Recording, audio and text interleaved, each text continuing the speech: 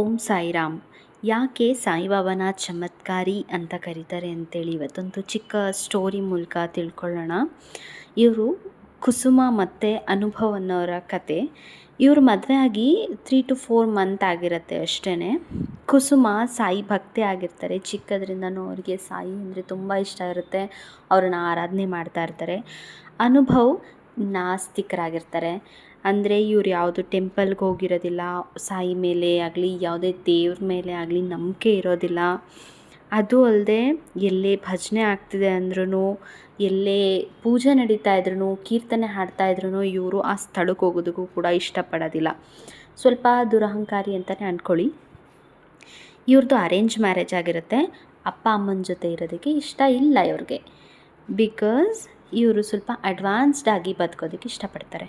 Advance ಆಗಿ ಅಂತ ಹೇಳಿದ್ರೆ ಮನೆಯಲ್ಲೇ ಪಾರ್ಟಿ ನಡಿಬೇಕು, ಗೆಟ್ ಟುಗೆದರ್ ನಡಿಬೇಕು, ಎಲ್ಲ ಕಡೆ ಸುತ್ತಾಡಬೇಕು, ಅಪ್ಪ ಅಮ್ಮನ ಕಿರಿಕಿರಿ ಇರಬಾರ್ದು ಅನ್ನೋದು ಮಗನ ಮೆಂಟ್ಯಾಲಿಟಿ ಆಗಿರುತ್ತೆ. ಅದು ಅಲ್ಲದೆ ಅಪ್ಪ ಅಮ್ಮ ಇವ್ರ ಆಫೀಸಿಂದ ಯಾರಾದರೂ ಬಂದ್ರೂ ಇವ್ರ ಅಪ್ಪ ಅಮ್ಮ ಅವ್ರ ಮುಂದೆ ಕಾಣಿಸ್ಕೋಬಾರ್ದು ಅನ್ನೋದು ಇವರ ಮನಸ್ಥಿತಿ. ಎಷ್ಟು ಕೆಟ್ಟ ಮನಸ್ಥಿತಿ ಅಂದರೆ ಇದು. ಅವ್ರ ಅಪ್ಪ ಅಮ್ಮನ್ನ ಯಾರ ಮುಂದೆ ಆದರೂ ಇಂಟ್ರಡ್ಯೂಸ್ ಮಾಡಿಕೊಡೋದಕ್ಕೂ ಕೂಡ ಯೋಚನೆ ಮಾಡುವಂಥ ಮನಸ್ಥಿತಿ ಆಗಿರುತ್ತೆ. ಹೆಂಡತಿ ಬೇಕು, ಆದರೆ ಬರೀ ಮನೆ ಕೆಲಸದೊಳಾಗಿ ಬೇಕು. ಈಗಷ್ಟೇ 3-4 ತಿಂಗಳು ಅಂತ ಅಂದರೆ ಅವ್ರ ಮಧ್ಯೆ ಎಷ್ಟು ಬಾಂಡಿಂಗ್ ಇರುತ್ತೆ. ಬಟ್ ಇವರಿಬ್ಬರ ಮಧ್ಯೆ ಆ ಥರ ಏನೂ ಇರಲ್ಲ. ಸ್ಟಾರ್ಟಿಂಗಲ್ಲಿ ಸ್ವಲ್ಪ ಮಾತಾಡ್ತಾ ಇರ್ತಾರೆ ಹೆಂಡತಿ ಜೊತೆ. ಬಟ್ ಹೋಗ್ತಾ 6 ಮಂತ್ ಆಗುತ್ತೆ.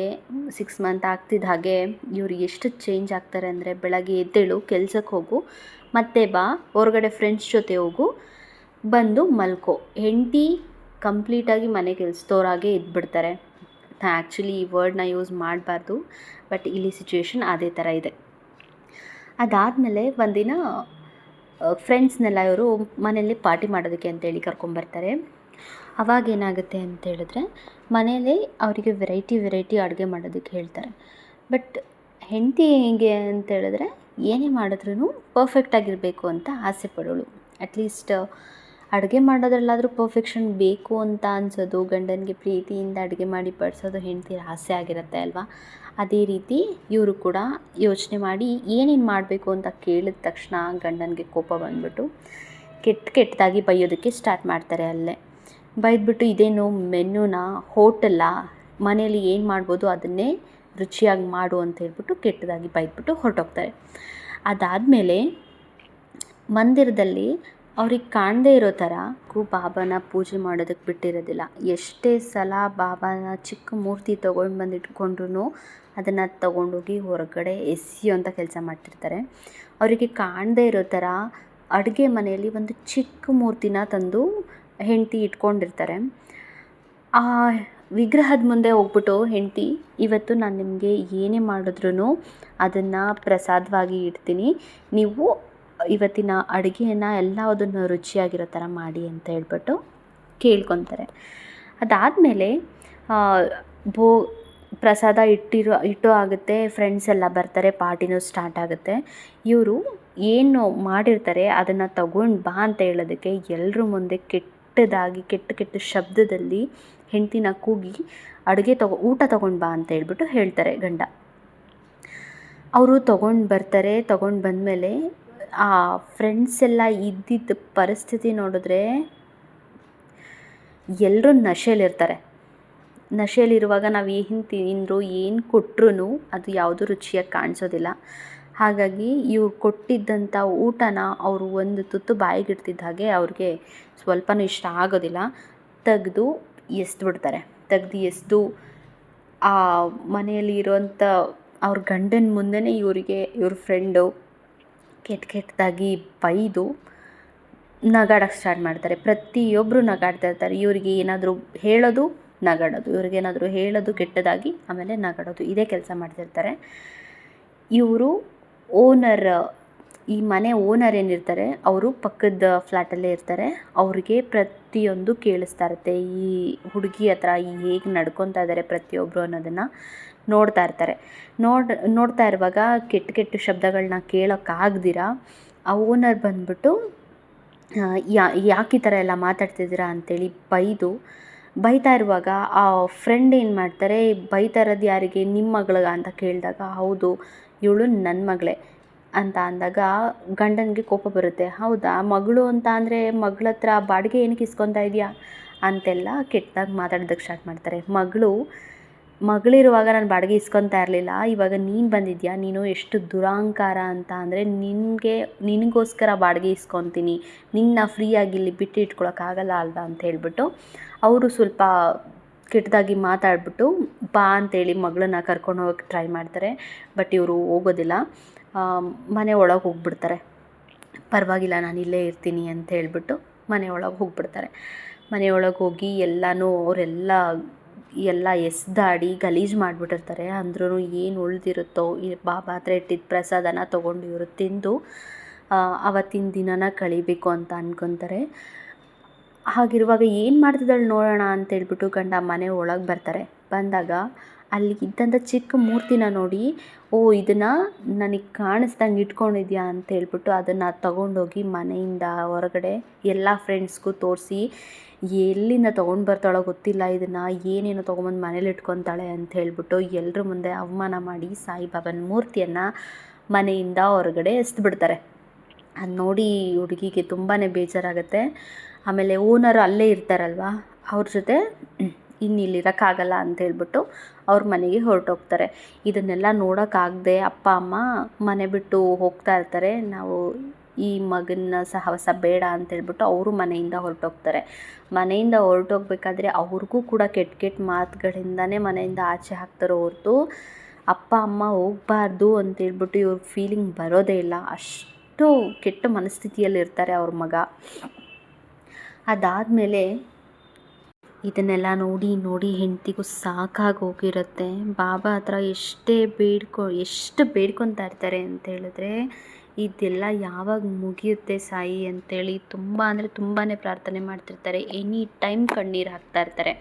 ಇನ್ನೇನೂ ಇರಲ್ಲ, ಮನೆ ಕೆಲಸ ಮಾಡು, ಸ್ವಲ್ಪ ಏನಾದರೂ ಮಿಕ್ಕಿದ್ರೆ ತಿನ್ನು, ಬಾಬಾ ಮುಂದೆ ಕುತ್ಕೊಂಡು ಅಳು, ಇಷ್ಟೇ ಆಗಿರುತ್ತೆ ಇವರ ರುಟೀನು. ಬರೀ ಅವ್ರ ಹತ್ರ ಬೈಸ್ಕೊ, ಇದೇ ಆಗಿರುತ್ತೆ ಬರೀ. ಇದನ್ನೆಲ್ಲ ನೋಡಿ ಸಾಕಾಗಿ ಎಷ್ಟೇ ಪ್ರಾರ್ಥನೆ ಮಾಡಿದ್ರೂ ಇವ್ರಿಗೆ ಏನೂ ಅಲ್ಲಿ ಚಮತ್ಕಾರ ಕಾಣಿಸ್ತಾನೆ ಇರೋದಿಲ್ಲ. ಅದಾದಮೇಲೆ ಒಂದಿನ ಏನಾಗುತ್ತೆ, ಮನೆ ಹತ್ತಿರದಿಂದ ಎಲ್ಲರೂ ಶಿರಡಿಗೆ ಹೋಗ್ತಾ ಇರ್ತಾರೆ. ಅದಕ್ಕೆ ಮುಂಚೆನೇ ರಿಜಿಸ್ಟರ್ ಮಾಡಿಸ್ಬೇಕಾಗಿರುತ್ತೆ. ಇವರು ಗಂಡನ ಹತ್ರ ಹೋಗಿ ಕೇಳ್ತಾರೆ, ಹೀಗೆ ನಾನು ಶಿರಡಿಗೆ ಹೋಗಬೇಕು ಅಂತ ಅಂದ್ಕೊಂಡಿದ್ದೀನಿ ಅಂತ ಹೇಳ್ಬಿಟ್ಟು. ನೀನು ಎಲ್ಲಾದರೂ ಹೋಗು, ಗಂಡನ ರಿಪ್ಲೈ ನೋಡಿ, ನೀವು ಎಲ್ಲಾದರೂ ಹೋಗು, ಅದನ್ನು ಕಟ್ಕೊಂಡು ನನಗೇನು ಆಗಬೇಕಾಗಿಲ್ಲ ಅನ್ನೋವಂಥದ್ದು.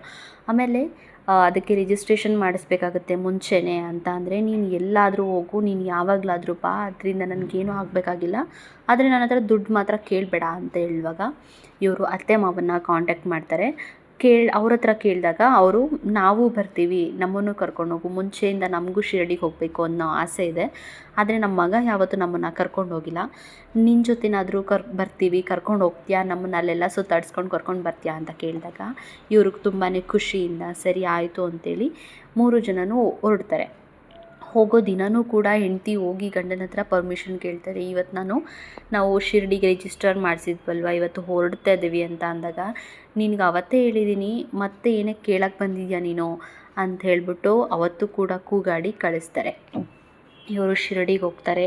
ಅಲ್ಲಿ ಬಾಬಾ ಮುಂದೆ ಹೋದ ತಕ್ಷಣ ದುಃಖ ಏನಿದ್ರು ನಮಗೆ ಪ್ರಾರ್ಥನೆ ಮಾಡೋದಕ್ಕೆ ಬರೋದಿಲ್ಲ. ಅಲ್ಲೋದ್ರೆ ಬಾಬನ ಮುಂದೆ ಕಣ್ಣೀರು ಇಳಿದು ಹೋಗ್ತಾ ಇರುತ್ತೆ. ಯಾಕೆ ಹಾಗಾಗುತ್ತೆ ಅನ್ನೋದು ಅಂದರೆ, ಬಾಬಾನ ಪ್ರೆಸೆನ್ಸ್ ನಮ್ಮ ಮನಸ್ಸಲ್ಲಿ ಎಷ್ಟು ಫೀಲ್ ಇರುತ್ತೋ ಅಷ್ಟು ಕಣ್ಣೀರು ಬರುತ್ತೆ. ಅದೊಂಥರ ಆನಂದದ ಕಣ್ಣೀರು ಅಂತಲೇ ಅನ್ಬೋದು. ನಮ್ಗೆ ಎಷ್ಟೇ ದುಃಖ ಇದ್ರೂ ಆ ಕಣ್ಣೀರು ಮೂಲಕ ಎಲ್ಲ ಕರಗೋಗ್ತಾ ಇರುತ್ತೆ ಅಂತ ಅರ್ಥ. ಕಣ್ಣೀರು ಹಾಕ್ತಾ ಅಲ್ಲಿ ಆ ಹುಡುಗಿ ಕೇಳಿದ ಒಂದೇ ಮಾತು, ನನ್ನ ಗಂಡ ಯಾವಾಗಲೂ ಖುಷಿಯಾಗಿರಲಿ ಅಂತ ಅನ್ನೋದನ್ನು ನೋಡಿ, ಏನೇ ಪ್ರಾಬ್ಲಮ್, ಇವ್ರದ್ದು ಎಷ್ಟು ಪ್ರಾಬ್ಲಮ್ಸ್ ಇದೆ, ಖುಷಿಯಾಗಿಲ್ಲ, ನೆಮ್ಮದಿಯಾಗಿಲ್ಲ, ಗಂಡನ ಜೊತೆ ಮಾತುಕತೆ ಇಲ್ಲ, ಗಂಡ ಇವ್ರನ್ನ ಕಣ್ಣೆತ್ತು ಸಹ ನೋಡಲ್ಲ. ಹೀಗಿರುವಾಗಲೂ ಅಲ್ಲಿ ಹೋಗ್ಬಿಟ್ಟು ನನ್ನ ಗಂಡ ಯಾವಾಗಲೂ ಖುಷಿಯಾಗಿರಬೇಕು ಅಂತ ಬೇಡ್ಕೊತಾ ಇದ್ದಾರೆ. ಆಮೇಲೆ ಅತ್ತೆ ಮಾವ ಕೂಡ ನನ್ನ ಮಗ ಯಾವಾಗಲೂ ಖುಷಿಯಾಗಿರಬೇಕು, ಅವರು ಆರೋಗ್ಯವಾಗಿರಬೇಕು, ಇದೇ ಕಂಪ್ಲೀಟಾಗಿ ಇವರಾಗಲಿ ಇವರ ಅಪ್ಪ ಅಮ್ಮ ಆಗಲಿ ಎಲ್ಲರೂ ಮಗನ ಬಗ್ಗೆನೇ ಯೋಚನೆ ಆಗಿರುತ್ತೆ, ಅವ್ರ ಬಗ್ಗೆನೇ ಬೇಡ್ಕೊತಾರೆ. ಅದಾದಮೇಲೆ ಇವರು ವಾಪಸ್ ಬರ್ತಾರೆ ಮನೆಗೆ ಬಂದರು. ಅಲ್ಲಿ ಏನು ಮಗ ಇದ್ದಾರೆ, ಗಂಡ ಇದ್ದಾರೆ, ಅವ್ರಿಗೆ ಇವ್ರು ಬಂದ್ರಾ ಹೋದ್ರಾ ಯಾವುದ್ರ ಬಗ್ಗೆನೂ ಕೂಡ ಯೋಚನೆನೂ ಇರೋದಿಲ್ಲ. ಇವಾಗ ಯಾಕೆ ಬಂದೆ ಅಂತ ಕೇಳ್ತಾರೆ ಹೊರತು ನೀನು ಇಷ್ಟು ಲೇಟಾಗಿ ಯಾಕೆ ಬಂದಿದ್ಯಾ ಅಂತ ಯಾವತ್ತೂ ಕೇಳಿಲ್ಲ ಅವ್ರನ್ನ. ಅಲ್ಲಿಂದ ಅಷ್ಟು ಬೇಡ್ಕೊಂಡು ಬಂದ್ರೂ ಕೂಡ ಇವ್ರಿಗೆ ಯಾವುದೇ ರೀತಿ ಚೇತರಿಕೆ ಕಾಣಿಸ್ದೇ ಇರೋದ್ರಿಂದ ಅವರು ಮತ್ತೆ ಸಾಯಿ ಹತ್ರ ಅರ್ಜಿ ಹಾಕ್ತಾರೆ. ನೀವು ಏನಾದರೂ ಮಾಡಿ ಯಾವುದೋ ಒಂದು ದೇವ್ರ ಮೇಲೆ ಇವ್ರಿಗೆ ಭಕ್ತಿ ಬರೋ ಹಾಗೆ ಮಾಡಿ, ವಿಶ್ವಾಸ ಬರೋ ಹಾಗೆ ಮಾಡಿ, ಆವಾಗಾದರೂ ಇವರು ಚೇಂಜ್ ಆಗ್ಬೋದು ಅಂತೇಳ್ಬಿಟ್ಟು ಸಾಯಿ ಹತ್ರ ಪ್ರಾರ್ಥನೆ ಮಾಡ್ತಾರೆ. ಅದಾದಮೇಲೆ ಈ ಗಂಡನ ಮನಸ್ಥಿತಿ ಏನಿದೆ ತುಂಬಾ ಚೇಂಜ್ ಆಗೋಗುತ್ತೆ. ಇವ್ರಿಗೆ ದಿನ ಡ್ರಿಂಕ್ಸ್ ಮಾಡಿ ಬರೀ ಪಾರ್ಟಿ ಅಂತ ಸುತ್ತಾಡಿ ಇವ್ರು ಹೆಂಗಾಗಿರ್ತಾರೆ ಅಂತ ಅಂದರೆ ಇನ್ನು ಇವರು ಬದುಕಲ್ವೇನೋ ಅನ್ನೋ ಸ್ಥಿತಿಗೆ ತಲುಪಿರ್ತಾರೆ ಗಂಡ. ಇವಾಗ ಅವ್ರಿಗೆ ಹಾರೈಕೆ ಬೇಕು, ಪ್ರೀತಿ ವಿಶ್ವಾಸ ಬೇಕು, ಆದರೆ ಯಾರೂ ಹತ್ರ ಇದ್ದು ಸೇವೆ ಮಾಡೋ ಪರಿಸ್ಥಿತಿಯಲ್ಲಿಲ್ಲ. ಹೆಂಡತಿ ಗಂಡನ ನೋಡಿದಾಗ ಪ್ರೀತಿಯಿಂದ ಅವರ ನೋಟ ಇರಬೇಕೇ ಹೊರತು ಇವರು ಮುಂದೆ ಹೋದಾಗೆಲ್ಲ ಅವ್ರಿಗೆ ಫುಲ್ಲು ಭಯದಲ್ಲೇ ಇರ್ತಾರೆ. ಭಯದಿಂದ ನೋಡೋದು, ಏನೋ ಮಾಡೋಕ್ಕೆ ಹೇಳಿದ್ರೆ ಭಯದಿಂದ ಓಡಾಡ್ಕೊಂಡು ಮಾಡೋದು, ಇದೇ ಥರ ಹೆಂಡತಿ ಸಿಚುವೇಶನ್ ಇರುತ್ತೆ. ಅದಾದಮೇಲೆ ಹೆಂಡತಿ ಹೋಗ್ಬಿಟ್ಟು ಗಂಡನ ಹತ್ರ, ನಾನು ನಿಮ್ಮ ಹತ್ರ ಒಂದು ರಿಕ್ವೆಸ್ಟ್ ಮಾಡ್ತೀನಿ, ನೀವು ನನ್ನ ಬಿಡಬೇಕು ಅಂತ ಇದ್ದೀರಾ ಅಲ್ವಾ, ಬಿಡೋರಂತೆ. ಅದಕ್ಕೂ ಮುಂಚೆ ಒಂದೇ ಒಂದು ಸಲ ನನ್ನ ಜೊತೆಗೆ ಶಿರ್ಡಿಗೆ ಬನ್ನಿ ಅಂತ ಹೇಳ್ಬಿಟ್ಟು ಕೇಳ್ಕೊತಾರೆ. ನೀವು ಏನು ಹೇಳಿದ್ರು ನಾನು ಕೇಳ್ತೀನಿ, ನನ್ನ ಜೊತೆ ಒಂದೇ ಒಂದು ಸಲ ಶಿರ್ಡಿಗೆ ಬನ್ನಿ ಅಂತ. ಅದಕ್ಕೆ ಗಂಡನ ದುರಹಂಕಾರದ ಉತ್ತರ, ಇನ್ನೂ ಸಾಯೋ ಸ್ಥಿತಿಗೆ ಹೋಗಿದ್ರೂ ದುರಹಂಕಾರದ ಉತ್ತರ ಏನು ಅಂತ ಅಂದರೆ, ನಾನು ಅಲ್ಲಿಗೆಲ್ಲ ಬರಲ್ಲ, ಅವ್ರನ್ನ ನೋಡಬೇಕು ಅನ್ನೋ ಆಸೆ ನನಗಿಲ್ಲ ಅನ್ನೋದೇ ಆಗಿರುತ್ತೆ. ಅಂದ್ರೂ ನನ್ನ ಬಿಡೋರಂತೆ, ನನಗೆ ಡಿವೋರ್ಸ್ ಕೊಡಿ ಅಂತ ಅಂದಾಗ ಇವ್ರಿಗೆ ಆಯಿತು, ನಾನು ಡಿವೋರ್ಸ್ ಕೊಡ್ತೀನಿ, ನಾನು ಅಲ್ಲಿಗೆ ಬರಬೇಕು ಅಂತ ಹೇಳಿದ್ರೆ ನೀನು ನನಗೆ ಡಿವೋರ್ಸ್ ಕೊಡಬೇಕು ಅನ್ನೋ ಥರ ಮಾತುಕತೆ ಆಗುತ್ತೆ ಇವ್ರ ಮಧ್ಯ. ಸರಿ ಅಂತೇಳಿ ಕರ್ಕೊಂಡು ಹೋಗ್ತಾರೆ. ಅಪ್ಪ ಅಮ್ಮ ಇಡೀ ಕುಟುಂಬನೇ ಹೊರಡೋದಕ್ಕೆ ರೆಡಿ ಆಗ್ತಾರೆ.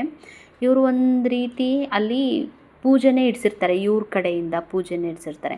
ಅದಕ್ಕೂ ಮುಂಚೆ ಶಿರ್ಡಿಯಲ್ಲಿ ನಮ್ಮ ಕಡೆಯಿಂದ ಏನೋ ಪೂಜೆ ನಡಿಬೇಕು ಅಂತ ಹೇಳಿದ್ರೆ ನಾವು ಮುಂಚೆನೇ ಹೆಸರು ಬರೆಸಿರ್ಬೇಕು, ಇವತ್ತು ನಮ್ಮ ಕಡೆಯಿಂದ ಪೂಜೆ ಆಗುತ್ತೆ, ಇವತ್ತು ನಾವು ಪೋಷಾಕ್ ತಂದಿರ್ತೀವಿ. ಪೋಷಾಕ್ ಅಂತ ಹೇಳಿದ್ರೆ ಸಾಯಿ ಮೇಲೆ ಹಾಕಿರೋಂಥ ಬಟ್ಟೆನ ಅದನ್ನು ನಾವೇ ಡಿಸೈನ್ ಮಾಡಿಸಿರ್ಬೇಕಂದ್ರೂ ಕೊಡ್ಬೋದು.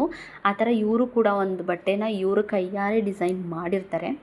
ಆಮೇಲೆ ಅಲ್ಲಿ ಪೂಜೆ ಇಡಿಸಿರ್ತಾರೆ, ಪ್ರಸಾದ ಕೂಡ ಇವ್ರ ಕಡೆಯಿಂದನೇ ಆಗ್ತಾಯಿರುತ್ತೆ ಅಂಥೇಳಿ ಎಲ್ಲ ಹೆಸ್ರನ್ನ ಬರೆಸಿರ್ತಾರೆ.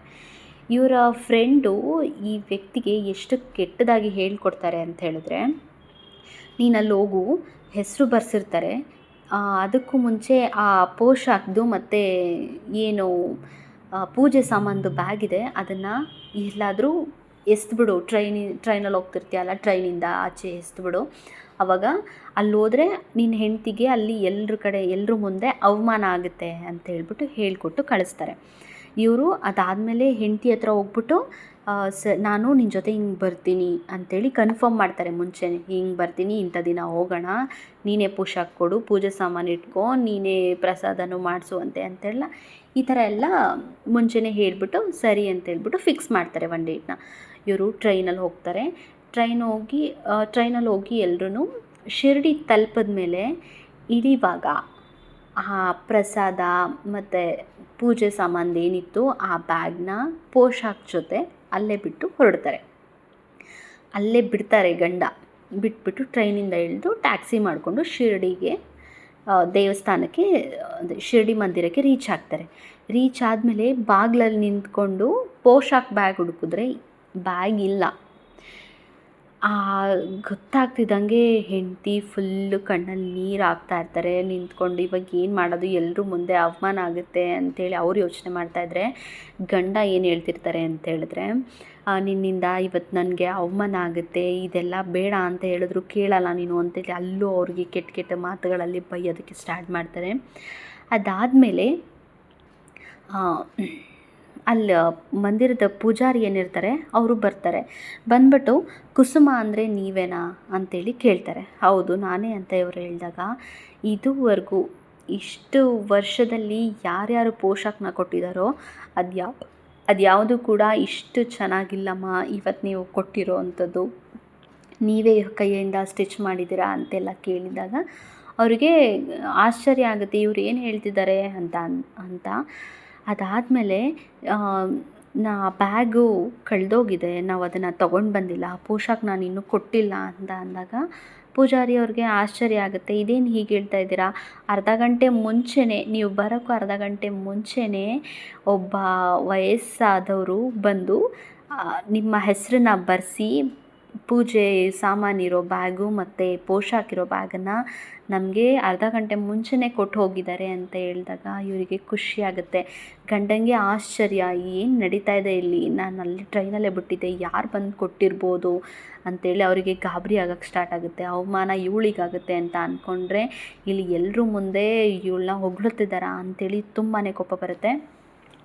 ಅದಾದಮೇಲೆ ಬನ್ನಿ ನೋಡಿ ಅಂತೇಳ್ಬಿಟ್ಟು ಕರ್ಕೊಂಡು ಹೋದಾಗ ಅಲ್ಲಿ ಬಾಬಾ ಇವರು ಹೊಲಿದಂಥ ಪೋಷಾಕಲ್ಲಿ ಕೂತಿರ್ತಾರೆ.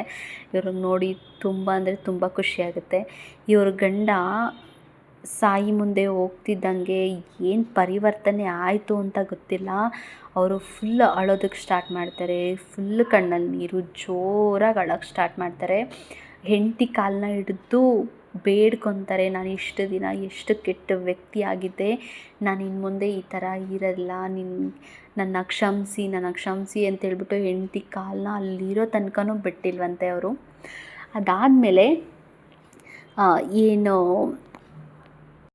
ಅಪ್ಪ ಅಮ್ಮ ಮತ್ತು ಹೆಂಡತಿ ಹತ್ರ ಎಲ್ಲ ಕ್ಷಮೆ ಕೇಳಿ ಅಲ್ಲಿಂದ ಖುಷಿಯಾಗಿ ಬಂದು ಮನೇಲಿ ಅಪ್ಪ ಅಮ್ಮ ಹೊರಗಡೆ ಇರ್ತಾರೆ, ಮನೇಲಿ ಇಟ್ಕೊಂಡಿರೋದಿಲ್ಲ ಮುಂಚೆ, ಅವರನ್ನೆಲ್ಲ ಮನೆಗೆ ಕರೆಸಿ ಇಟ್ಕೊಂಡು ಈಗ ಹೆಂಡ್ತಿನ ಎಷ್ಟು ಚೆನ್ನಾಗಿ ನೋಡ್ಕೊಂಡಿರ್ತಾರೆ ಅಂದರೆ ಒಂದು ಚಿಕ್ಕ ಹನಿ ಕೂಡ ಅವರಿಂದ ಕಣ್ಣೀರು ಬರಬಾರ್ದು ಅನ್ನೋ ಥರ ನೋಡ್ಕೊತಾ ಇರ್ತಾರೆ. ಅದಲ್ಲದೆ ಅವ್ರ ಖುಷಿಗೆ ಏನೇನು ಬೇಕು, ಚಿಕ್ಕ ಪುಟ್ಟದ್ರಿಂದ ಹೆಣ್ಮಕ್ಳು ಖುಷಿ ಆಗ್ತಾರೆ, ಏನೇನು ಬೇಕು ಪ್ರತಿಯೊಂದನ್ನು ಓಡಾಡ್ಕೊಂಡು ಇವರೇ ಮಾಡ್ತಾರೆ. ಅಪ್ಪ ಅಮ್ಮನ ಆಶೀರ್ವಾದ ತಗೊಳ್ದಿರಾ ಇವರು ಮನೆಯಿಂದ ಹೊರಗಡೆ ಕೂಡ ಹೋಗ್ತಿರಲ್ಲ. ಸಾಯಿ ಆಶೀರ್ವಾದ ಇವತ್ತು ಹೇಗಿದೆ ಅಂತ ಹೇಳಿದ್ರೆ, ಬರೀ 20,000ಕ್ಕೆ ಅಷ್ಟು ದುರಹಂಕಾರ ತೋರಿಸ್ತಿದ್ದ ಮಗ ಇವತ್ತು ಲಕ್ಷ ದುಡಿದ್ರೂ ಕೂಡ ದುರಹಂಕಾರ ಇಲ್ಲದೆ ಎಲ್ರಿಗೂ ಸಹಾಯ ಮಾಡಿಕೊಂಡು ಸಮಾಜ ಸೇವೆ ಮಾಡಿಕೊಂಡು ಬದುಕ್ತಾ ಇದ್ದಾರೆ. ಇಷ್ಟು ವರ್ಷ ಅವರು ತುಂಬ ಆಸೆ ಪಟ್ಟಿದ್ದು ಒಂದು ಕಾರ್ನ ತಗೊಳ್ಳೋದಕ್ಕಾಗಿರಲ್ಲ, ಅವ್ರ ಬಡ್ಜೆಟ್ ಇರಲ್ಲ. ಇವತ್ತು ಸಾಯಿ ಕೃಪೆಯಿಂದ ಆ ಬಡ್ಜೆಟಿಗೆ ರೀಚ್ ಆಗಿ ಅವರು ಕಾರ್ ಕೂಡ ತೊಗೊಂಡಿದ್ದಾರೆ. ಅದಾದಮೇಲೆ ಇನ್ನೊಂದು ಖುಷಿಯಾದ ಸುದ್ದಿ ಏನು ಅಂತ ಹೇಳಿದ್ರೆ, ಅವ್ರಿಗೀಗ ಒಂದು ಪುಟ್ಟ ಮಗು ಕೂಡ ಇದೆ. ಅದು ಕೂಡ ಸಾಯಿ ಆಶೀರ್ವಾದದಿಂದನೇ ಅಂತ ಅವರು ಹೇಳ್ಕೊತಾರೆ. ಇದು ಸಾಯಿಯ ಚಮತ್ಕಾರ. ಇಷ್ಟೊತ್ತು ನೀವೆಲ್ಲರೂ ಕಥೆನ ಕೇಳಿದ್ದಕ್ಕೆ ತುಂಬ ಅಂದರೆ ತುಂಬ ಋಣಿಯಾಗಿರ್ತೀವಿ ನಾವು. ನೀವು ಕೂಡ ಸಾಯಿಯ ಸೇವೆನ ಮಾಡಿ ನೀವು ಅವರ ಪ್ರೀತಿಗೆ ಪಾತ್ರರಾಗಿ ಅಂತ ಕೇಳ್ಕೊತೀನಿ. ನೀವು ಕೂಡ ನಮ್ಮ ಜೊತೆ ನಿಮ್ಮ ಚಮತ್ಕಾರಿ ಸ್ಟೋರಿಗಳೇನಿರುತ್ತೆ ಅದನ್ನೆಲ್ಲ ನಮ್ಮ ಹತ್ರ ಶೇರ್ ಮಾಡ್ಕೊಳ್ಳಿ. ಓಂ ಸಾಯಿರಾಮ್, ಜೈ ಸಾಯಿರಾಮ್.